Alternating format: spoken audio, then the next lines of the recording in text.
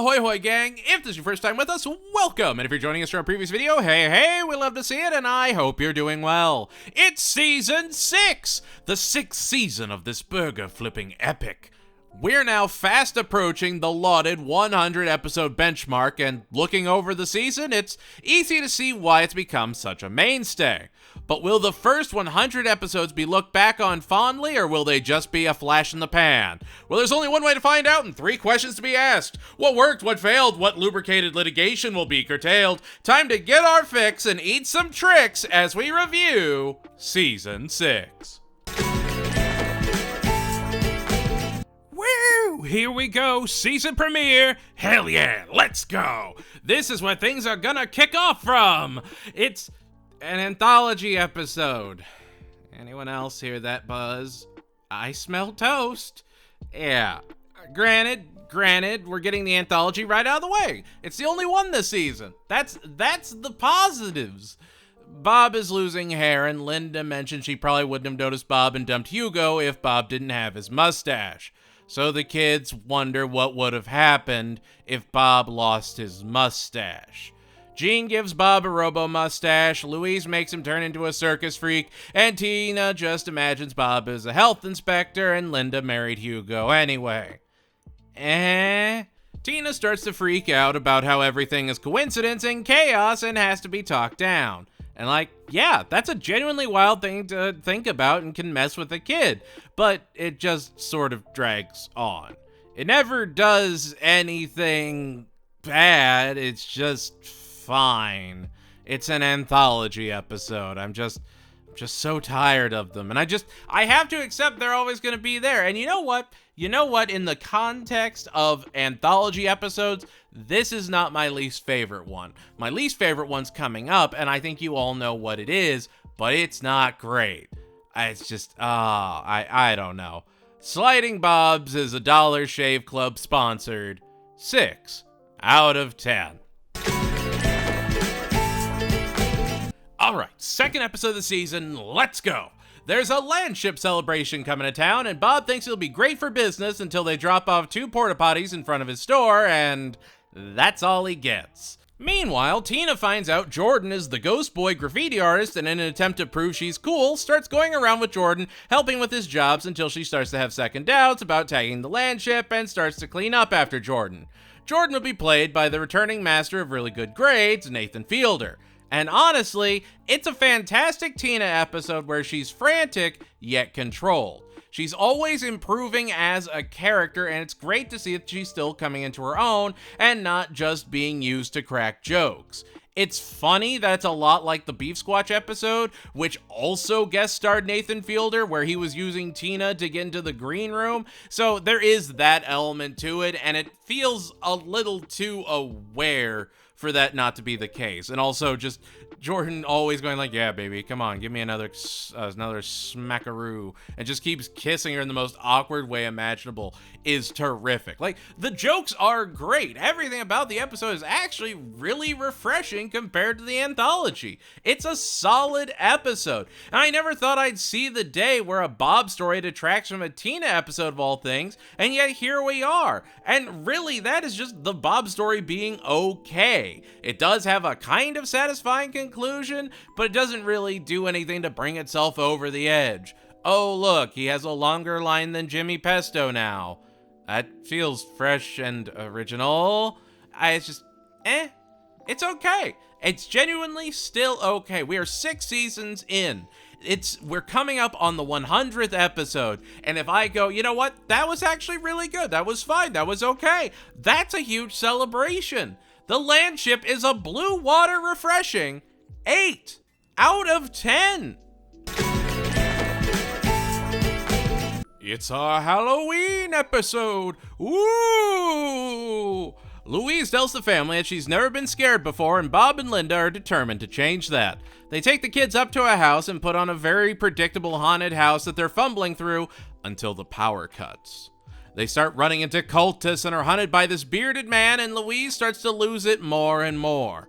Louise gets genuinely scared, and everyone reveals they were all in on it, and it was just an attempt to get her to be properly spooked.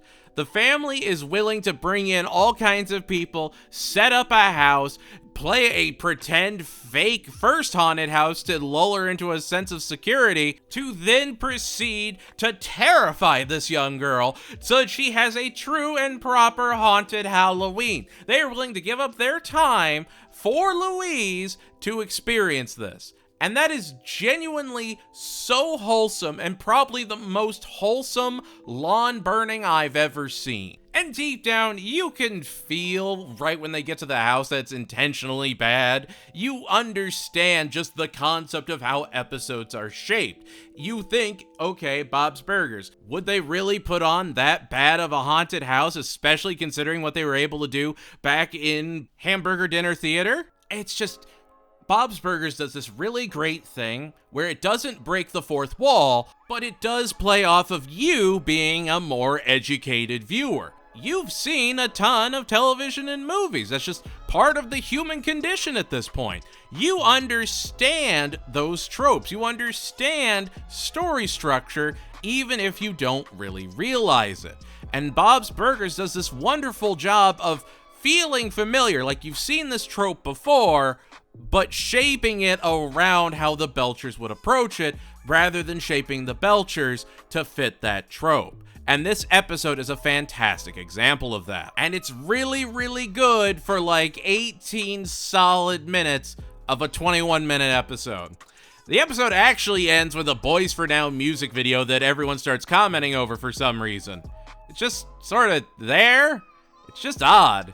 It's not bad. It's not good. Just genuinely feels like filler. I don't know why it's there. The Haunting is a spooky yet celebrated 9 out of 10. Hey look, our Thanksgiving episode. There's a snowstorm on Thanksgiving and Gayle has hurt her leg and needs Bob to come out and pick her up. So naturally, Linda and the kids have to cook Thanksgiving dinner while Bob braves the treacherous Thanksgiving blizzard. So Bob struggles to deal with Gayle and has to box a Mr. Business to traverse the snow. Mr. Business gets out and runs through the snow, and Gayle reveals she was never actually injured and just pretending because her boyfriend, Mr. Frann, dumped her. He said he was going to visit his aunt for the holidays, if you could believe that. Little monster. It's interesting because Mr. Frann being Gayle's boyfriend would actually be a story element a couple episodes later as well. It's a perfectly fine Thanksgiving episode. It's definitely my least favorite of the Thanksgiving episodes so far and feels intentionally chaotic. It's a good Bob and Gayle story, but so much of it could have been scrapped. It just never feels complete, you know? Granted, the imagery of Bob and Gayle walking outside in that pure white landscape, it actually really kind of works. And it does have some pretty interesting shots that made me appreciate the animation of the show, which, like, it's Bob's Burgers. It's rare that you come across scenes that you're actually like, oh, hey, this is actually like an animated series that has creative decisions. Like when Bob's patting his shoulders to get Mr. Business to come down, that's an actual like animated shot. And you don't really think about it, but compared to Family Guy, you're seeing a lot more camera angles. You're seeing them being approached from different sides. You've seen Bob front-facing, side-facing, what have you. How many times do you see Stewie side-facing in Family Guy? It's very, very human. And the camera angles and the way it's shot, I think, actually adds a lot to it. Episodes are largely choreographed as if humans were actually doing it in a live action set, and that works to the benefit of the show. And it's just, again, there's always a passion behind the writing and animation that really shines through even in episodes that would be otherwise lackluster. Even if it's an uneventful episode, it's still easy on the eyes. Gayle making Bob Sled is a shoulder patting and scatting 7 out of 10.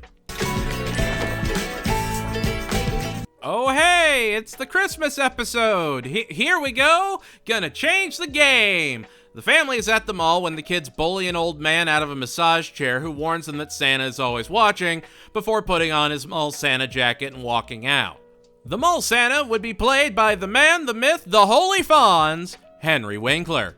His elf would also actually be played by Jessica Lowe. And so, Louise decides to throw on a giant nice ice spectacle, the Nice-Capades, where Louise, Jean, and Tina will put on shows and lie to Santa about all the nice things they've done so that Santa will give them presents. A lot of moving parts here.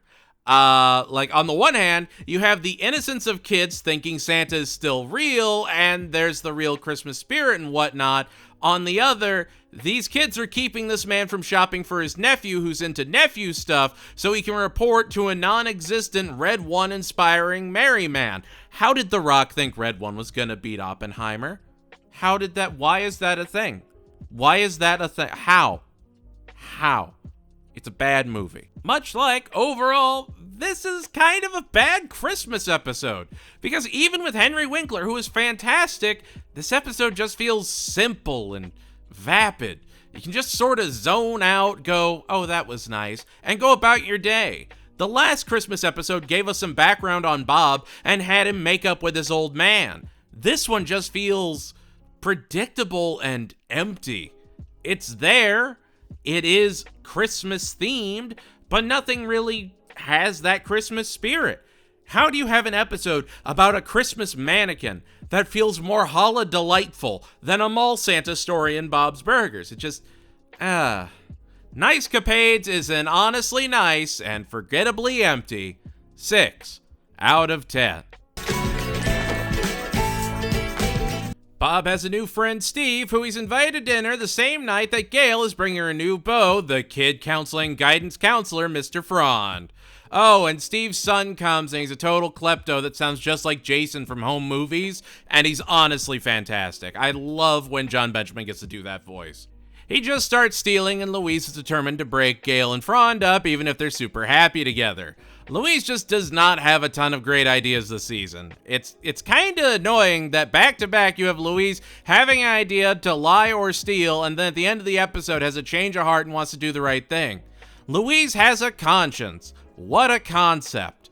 I don't know. It's fine.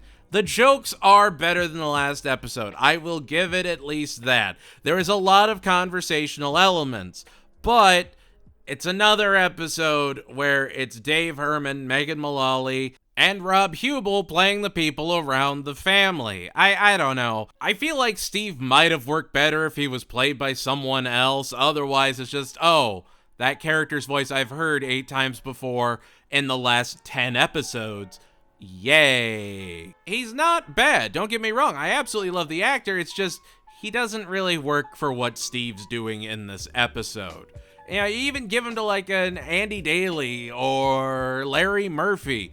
Give it to someone else sometime. Again, the episode just sort of feels there. I wish it had even any amount of depth to it, but it just feels like you've seen it before. Which, like, we're almost 100 episodes deep. Not every episode is going to be a banger, just wish we saw a rebound soon. The cook, the Steve, the Gayle, and her lover is a sewer swimming 6 out of 10. It's the Valentine's Day episode. Aww. We're just boom, boom, boom, boom. We're getting out of the holiday episodes, folks, I promise. All uphill from here, weirdly. Bob promised to bring in 250 carnations for Tina's fundraiser carnation giveaway. Tina is desperate to know who got flowers for who and if she got any, and proceeds to tear up the envelopes in a frenzy out of the box. So Linda, Louise, and Tina have to fix that while Bob goes to a flower market in the morning to get the rare reds. The A story focuses around Jean and Courtney doing the morning announcements and having a natural chemistry that builds into them having feelings for each other. This, of course, making them have to choose between their budding romance and their booming morning announcement careers. They choose their careers, but Courtney still gives them a cheek kiss on Valentine's Day.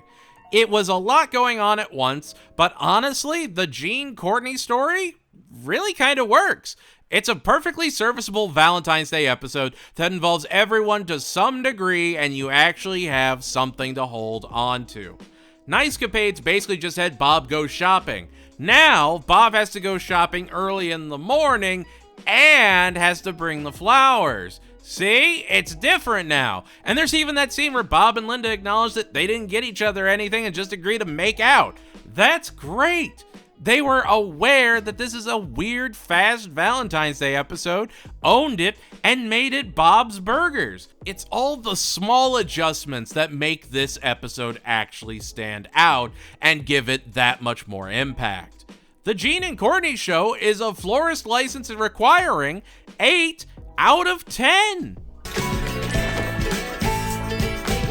Bob is walking on the sidewalk when he slips on the oil Gyro is emptying from his capoeira studio and ends up messing up his shoulder.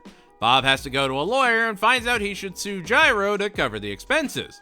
His lawyer, Tom Innocenti, would be played by the boardwalk ruling volunteer firefighter legend, Steve Buscemi.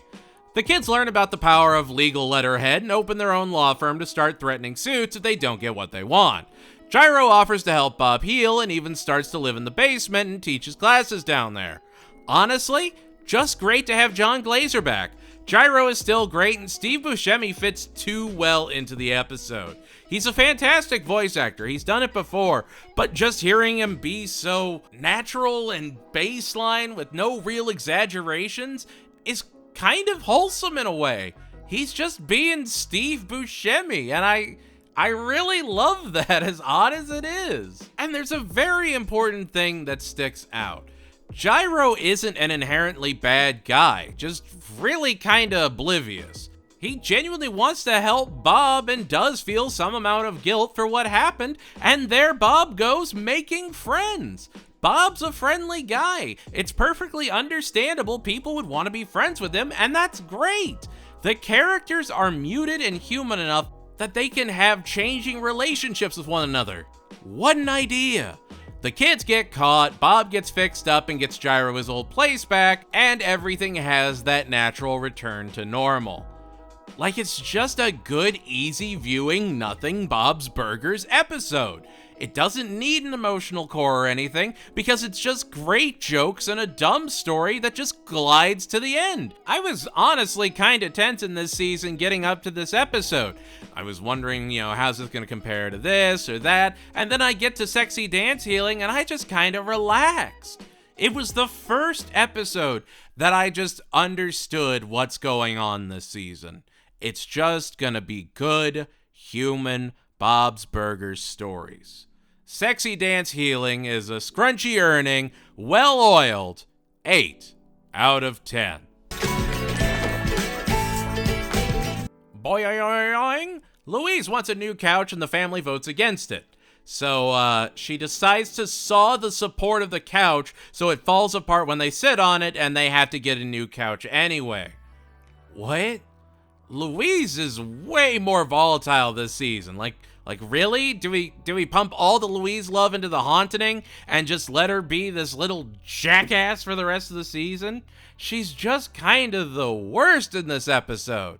So yeah, the Belchers are going couch shopping under the watchful gaze of the Sofa Queen, played by Wanda Sykes. Her delivery is fantastic and at least adds some extra pepper to an otherwise fine episode.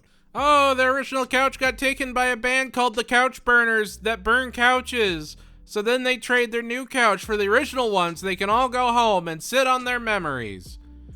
I get it, but Louise has got to stop being the source of any and all conflict. It's just more of the same.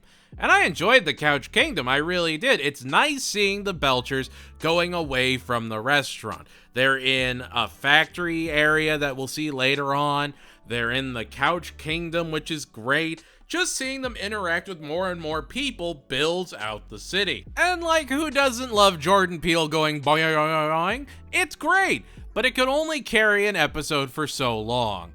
The jokes are okay, but the episode overall just sorta drags on. Sacred Couch is a boing 7 out of 10. I will not apologize for that, okay? I still say boing all the time. It's addictive. Samantha Bee is back as the school nurse in this episode. Tina is helping out in the school infirmary, and Nurse Liz thinks there's a lice outbreak and locks down the school, determined to shave every kid's head and finally have a big crisis that she can heroically solve. Oh look, she wants to shave Louise's head, but Louise isn't going to stand there and take that. No one takes off her ears. And, like, I do appreciate what they're going for here, and it's great that Tina is the one that figures out that it's actually dandruff, and that's great for her character, but it just drags so much.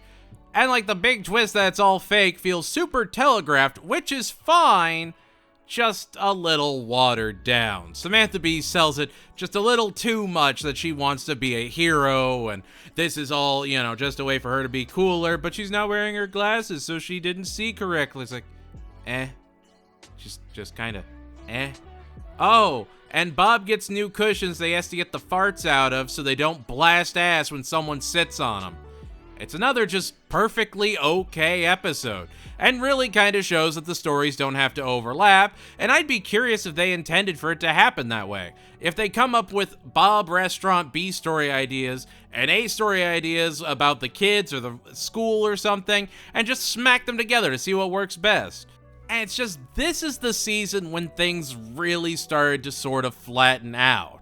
There isn't peaks and valleys. There's just this long plateau where episodes are just sort of okay.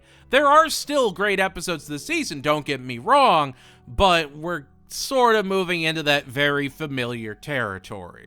Lice Things Are Lice is a head-shaving, gas-blasting, memorial celebrating 7 out of 10. It's Rudy's birthday in the park! Oh, and it's also Sasha's cousin Caitlin's birthday in the park, and chaos ensues.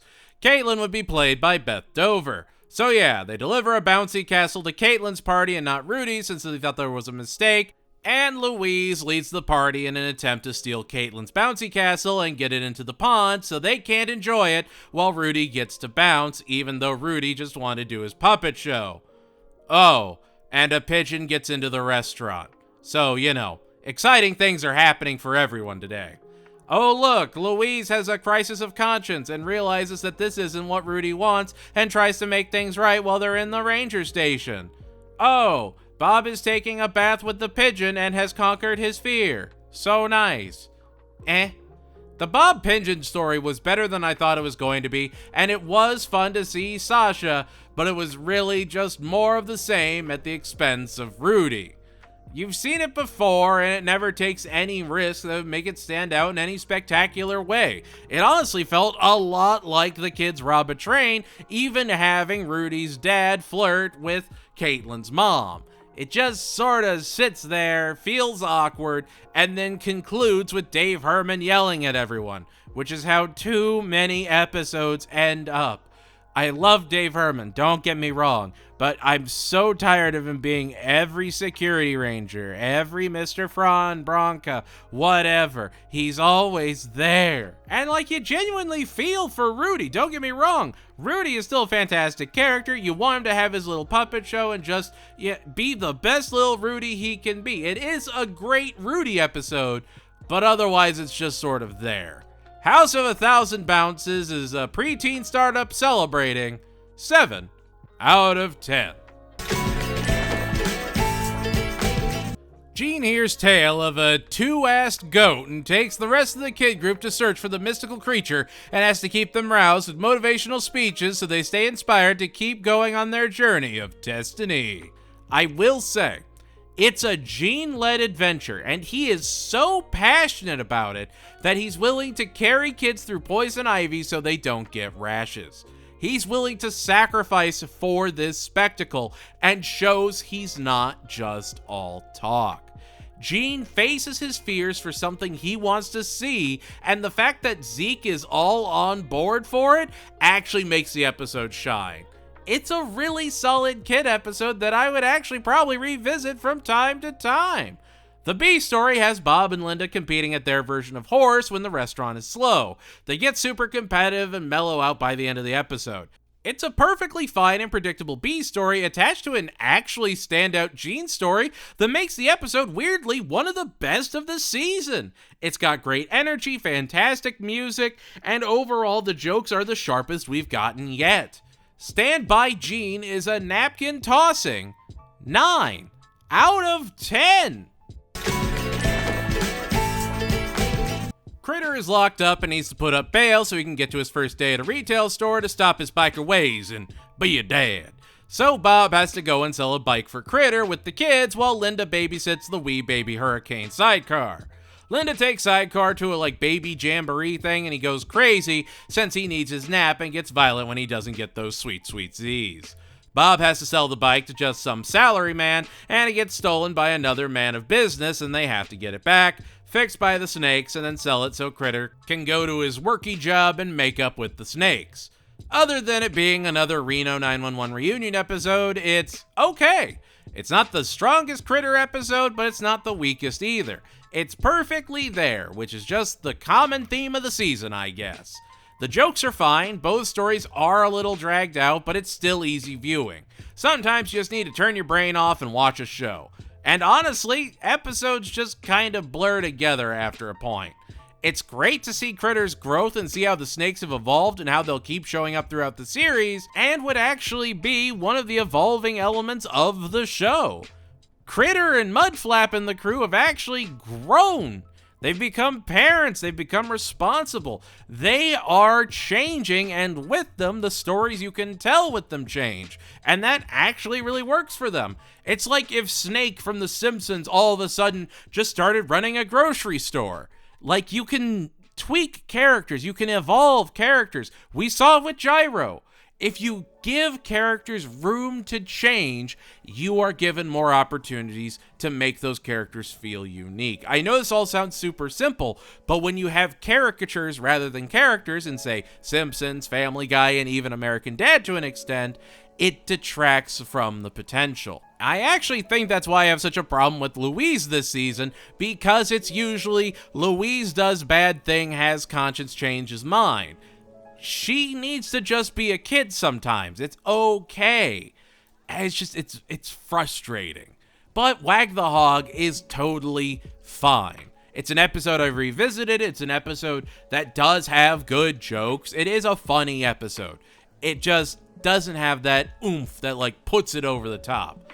Wag the Hog is a tie-wearing, headscarf sporting 8 out of 10. The B story is Linda coming up with the genius idea of a shoe that holds a bottle of wine and wants to pitch it to the fish owners to get funding for her genius business idea that's never been thought of before. Oh look, a Google search shows she had the same idea as a business did several years before her, because of course they did. It's a perfectly fine B story, and I do kinda love that Linda just kinda admits, yeah, it was a good idea, but I guess it was a good idea for a company to do it, so there I go. I'm still a winner. I wish I had her confidence. I wish I had her energy. Linda has grown on me, I will admit. The A story has Tina getting a lead spot in the school singing group led by Mr. Frond after one of their singers gets mono, so Mr. Frond wants to put on a musical about the danger of the kissing disease and starts throwing up posters saying that kissing Tina is deadly right before a spin the bottle party extravaganza. Oh boy. Oh look, Tina is using the mono musical to kiss everyone and show that mono isn't the deadly menace it's being shown off as. It's a very predictable Tina adventure that, again, just feels like more of the same. And the fact that Tina is doing grand public awkward displays and that's commonplace is really saying something. The characters are still acting like they should, but it just feels like reused story ideas after a point. Sure, Shoe Wine is a later season Spice-Ups and it's okay, but hey, look, we're almost at the end of the season. I hate that I'm saying that. The Harmoniums is a bottle and wheel spinning 7 out of 10. When Bob's friend Warren Fitzgerald comes to town, he wants to invest in Bob's restaurant and help the world see what Bob's doing. Warren Fitzgerald will be played by voice acting comedic legend Chris Parnell. He offers up $100K to help Bob and start to make adjustments. And he decides that the one thing that's going to save Bob's burgers is Tiki. Tiki everywhere. Pineapples greeting you with a friendly sun-baked aloha. Tiki, luau, burgers, consume, media, Tiki. Yeah, Bob hates the Tiki and wants to get rid of it, but he'd also be getting rid of the money. Which Bob does. In order to have 100% control of his creativity, he gives his friend back his money. Warren even tells Bob that he was the one that led their group, and sure, he had the money, but Bob had the family and the talent. I think this, combined with Skip Marooch from Best Burger last season, is super important. Bob is not a bad chef. Bob has incredibly successful people that do believe in him. He has people he didn't realize look up to him in ways. Bob's greatest enemy is absolutely himself, as he's always got impossible goals and seeks a summit he doesn't even know exists. Unlike Hank in King of the Hill, who never really desires more than working at Strickland Propane and being there with his family, Bob actually has a ton of ambition to climb out of where he and his family are. He wants to give his family a better life. He wants the world to recognize his skill, his cooking, and himself. How he felt isolated early on has helped drive him to be desperate for that spotlight as a celebrity cook, which we've seen as far back as, say, Beef Squatch. And it's Bob's ambition that both helps and hinders him every step of the way and actually makes him a really great protagonist. It may just be Tiki suck and what kid gets to sleep in front of the TV, but it's another really solid Bob episode that makes you appreciate the burger boss that much more. Pro Tiki Con Tiki is an Aloha coming and an Aloha going. 9 out of 10. Boo Boo is leaving Boys for Now, and it's devastated the Boys for Now fan clubs, so Tina takes Louise to a meetup to share in the grief. Chrissy, the club leader, would be played by Lauren Lapkus. Louise defects to the Boo Boo crew and finds out that Chrissy plans on winning the meetup with Boo Boo contest and have the entire group throw up all over him for leaving their group. That'll show him, so Louise has to try and stop it. The B story has a professor coming in and informing Bob that his restaurant was the location of a very famous mob hit years ago, and it's actually a historical landmark. Professor Wallace would be played by Mighty Boosh's own Rich Fulcher. Bob gets a plaque but doesn't want to hang it up and be known as the Hit House, so Jimmy Pesto decides to steal all the glory and pretend that his restaurant is the one that actually had the hit in it because, of course he does. Jimmy is just kind of the worst. The man refuses to be cool about anything. Bob even has a chance to discredit him, and he doesn't. He sees Jimmy as happy with his lies and just walks off with the professor, who calls Bob his best friend. Bob, no matter what, usually ends up taking the moral high ground, even if it more often than not bites him in the ass. He will always try to some degree to do the right thing or make people happy. He's a good guy that is honestly easy to like. Even if that's the joke that the professor doesn't have a ton of friends. Whatever. He's still nice to the professor and offers him a burger when he didn't need to.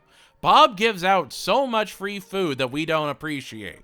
Bob's genuinely personable when he has the confidence to put himself out there, and it's a great Bob B story.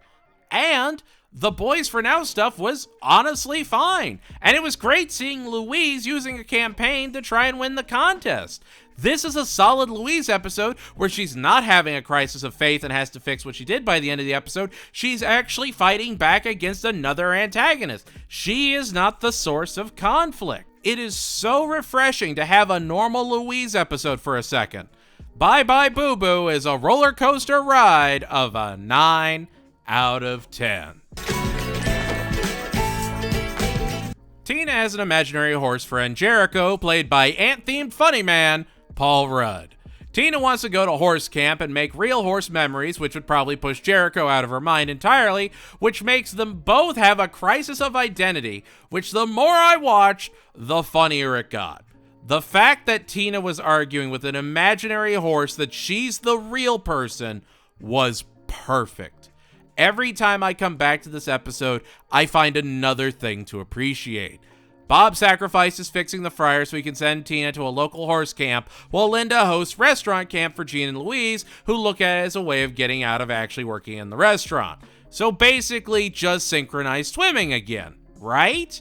I mean, it hits all the same notes, even having Linda overhear that they're just doing it to get out of work, but by the end, Jean and Louise are actually approaching Linda to do the camp because they genuinely enjoyed it. Tina struggles through camp with Ploppers, everyone's favorite cross-eyed horse, and when it comes time for her final ride, she decides to ride Jericho and just sort of prances around the ring as everyone looks on. And you know what? People start absolutely adoring it. They love watching her just riding with a passion. And I'll say this, even wilder, Tammy was actually fine in the episode since she was just sort of there. I did not dislike Tammy here at all. Her and Jocelyn genuinely added to the episode and the wild fascination Tina has with horses. It's a perfectly solid and actually great episode. Like, you even have Bob and Teddy fighting over his lack of fries without the fryer.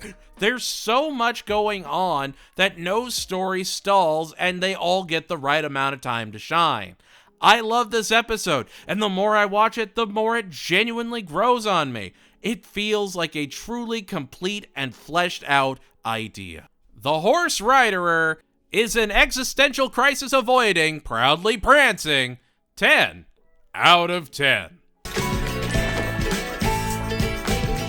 Tina's helping at a retirement home reading a resident's mail for a Thunder Girls badge. Meryl, the person that Tina's helping, would be played by the late comedic legend with almost 80 years in the game, Cloris Leachman. We also find out this episode that Sergeant Bosco's mom lives in the retirement home, and we'd actually see more of the home and its residents as the series continues. Tina sees a love letter written to Meryl, and when Meryl doesn't want to respond, Tina naturally responds to the Admiral in her place, and proceeds to get Meryl's pearls that end up stolen, and it's a whole thing. Was it her nephew? Is the Admiral real? Does love actually exist? Tune in next week to Bobby's Burger Z to find out. Oh look, the Admiral is real and so is love. How romantic. The B story? Bob impresses some popular local chefs who have him open the restaurant at midnight and becomes a part of their partying cooking crew. Naturally, all the late nights take the poor man out as he struggles to stay awake and hang out with his new buddies. Again, Bob making more friends and impressing pros.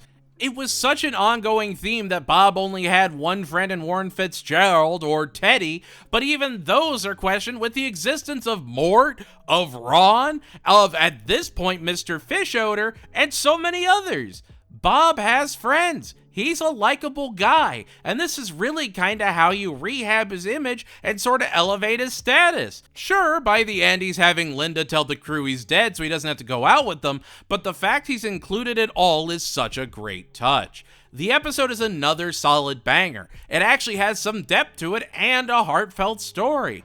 It's everything you need and so much more. I'm really kind of about it. A Tina episode where I'm not creeped out. Sure, she shouldn't have written the letter, but that's such a, sitcom thing to do. She didn't break any, laws or anything. She was perfectly fine. Bob was great. Everything in the episode is solid. I'm kind of just about it. Secret Admiral-irer is a Last Dance having 9 out of 10. And here we are, the season finale and the 100th episode. The kids are having a prank war, and Skip Maruch calls Bob to let him know he sent a magazine crew to interview him and show off that he's an up-and-coming cooking superstar. Bob starts to freak out and gets pumped as Linda starts working with everyone to get things ready. Bob has to go to the bathroom, so he goes in the restaurant's Felix-designed black hole and ends up super glued to the toilet seat, lacking toilet, a la Louise's perfect scheme to get Jean. Bob then proceeds to sing about being stuck on the toilet and just hoping everything will eventually be okay, while Louise sings about how he'll get off the toilet and she won't get in trouble. Makes it real hard to like Louise this season, not gonna lie. But the whole town is coming together around Bob as word gets out that he's prepping on the crapper while Teddy and Gretchen try to get him free. The interviewers come while he's still on the toilet and everyone cheers for Bob even as they say there's no interview. We later find out they did do the review and celebrated Bob even though they didn't get an interview. Bob also gets off the toilet. It's a lot, yet very, very simple. Bob is stuck on the toilet on one of the biggest days of his life thanks to Louise. That's it. And yet it feels like a 100th episode that they really wanted to do. Remember King of the Hill's 100th episode where Bobby lived in a doghouse and that was it? This is very much not that. You get a shot of everyone. Regulars like Keegan-Michael Key, Pamela Adlon, Ken Jeong, Tim Meadows, and Rob Hubel all show up, and it feels like the city is coming together behind Bob to celebrate his accomplishments. It's just good, easy, celebratory fun. I actually really love this episode, and it works not only as a season finale, using a lot of the same elements as the older games last season, and a true 100th episode celebration that still feels very in-world and well-earned, but also just a genuinely good standard episode. It can just be watched and appreciated. It is solid on its own and needs nothing around it to be a conceptually perfect episode. Glued Where's My Bob is a resin-repealing, show-stealing 10 out of 10. And there we have it. That's season 6. Anything you think I was right on, wrong on? What was your favorite episode? Least favorite? Let me know in the comments below. And if you liked what you saw, consider liking, subscribing, and telling your friends we're out here. Season 6 was very much a season that existed. It had some really high highs with episodes like The Haunting and Glued, but it was also a lot of the same after a point, which, compared to something like Family Guy that has had to find ways to get wilder and weirder, Bob's Burgers really doubles down on just stories of the kids and the restaurant. Sometimes they're the greatest thing you've ever seen. Sometimes it's just another usual day, and that's honestly fine. Remember, a steady run of fine episodes is better than a dive into the depths wondering what happened. And looking back at the show here at the 100th episode, I don't think there was ever a time I really regretted starting this review of the series. It's a celebration of family, of ambition, and creativity. It's a celebration of how normal everyone being weird is. We all have quirks and things that make us unique, and Bob's Burgers has steadily become more and more introspective and relatable about the human condition, which makes it easy to see why it's become such a comfort classic. We've come a long way from human flesh. And looking at season 7, it's honestly got a lot to love. We'll get a creepy Christmas, Louise lawyers up, and a new water-based faith is sweeping the nation. So don't go to heaven before we talk about season 7. And that's going to do it for us here at the Lecture Hall. If you want to support the channel, consider joining our Patreon or membership program today. $2 a month and you get exclusive polls and posts and even your name on this fancy list. Woo! Thank you all so much for watching, and like always, remember to stay strong, keep fighting that good fight, and know that I will always believe in you. Even if you just woke up this morning, that means something. A rising tide lifts all ships, and I can feel a great wave a-coming.